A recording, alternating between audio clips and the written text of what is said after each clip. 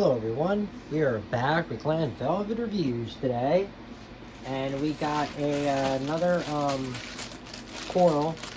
We got this one in green this time. The other one I think was blue.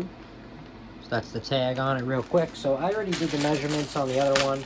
I mean, it's like, you know, it's like 7 inches, 7.5, maybe 8 inches tall, and then it's about 3.5 inches wide.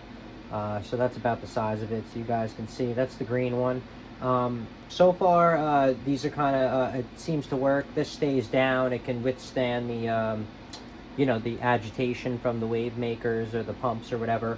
Like I said, the only reason I'm putting these in is to be able to split the aggression up in the fish tank, because I feel that they are getting a little mad at each other, because my chromis just killed all my other chromis, if you saw my other video, and that's like the biggest fish, and he's swimming around, and I'm too, you know, I guess I could take him out and bring him to the store, but I mean, I don't know, whatever. I don't know what I'm going to do yet, but so I just want to split the aggression in the tank. So that's the only reason I'm getting these and throwing them in there, because when I put these in there, I noticed the fish, you know, will have more space to themselves and not being able to see, you know, each other so much, and it just cuts down on them, you know, beating the crap out of each other.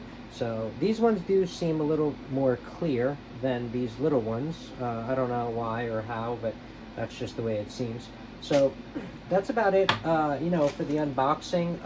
When I put it in the fish tank, obviously I'll come back and, you know, update the video as soon as I put this in the fish tank and I put it under the blue actinic light and the coral life lights that I have as well, because right now I'm doing some updating. All right, so we'll be right back and we'll check it out.